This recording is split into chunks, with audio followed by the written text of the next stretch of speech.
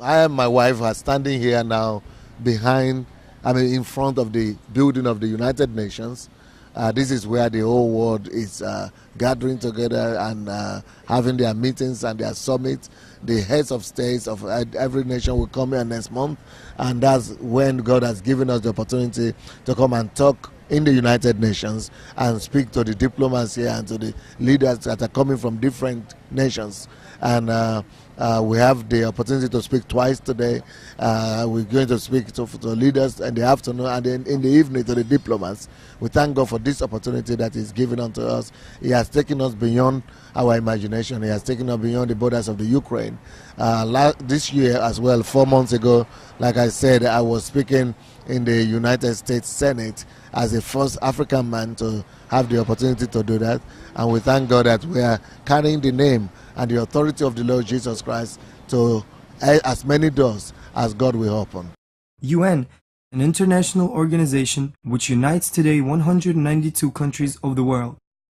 Once a year, leaders of these countries come together for a General Assembly, which is the main discussion and representative body of the organization. An invitation was received from employees and representatives of the United Nations.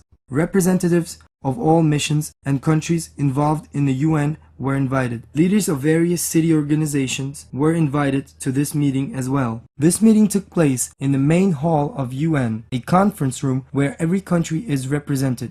500 representative organizations were present as well as leaders from over 30 world countries. Sunday Adulaja was the first pastor ever to speak at the main hall of the UN.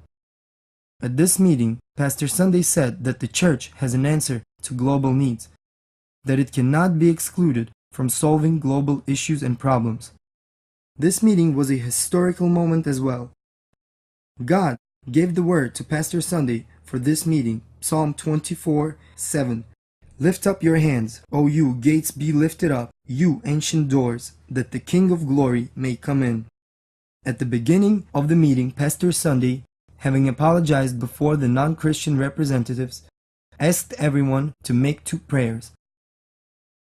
Holding their country nameplates, representatives prayed to God to inherit these countries. The next prayer was for the gates to be lifted up, all obstacles be removed, so the King of glory may come in. This was a prophetic moment at this meeting. Just as God helped enter the UN without hindrance, so He wants to enter every country. The next meeting was a closed-door meeting. It was an official reception with the Secretary General Kiyotaka Akasaka in his office. The meeting was about a contribution a church may bring into solving global issues. Also, discussion included acceptance of the Embassy of God Church to the UN. From that moment, an enrollment procedure has started. This way, it will be possible to have a representative mission at the UN, participate in all meetings, preparation of directives to various problems on the level of all other countries. In the evening, a third meeting took place with representatives of various countries and ambassadors.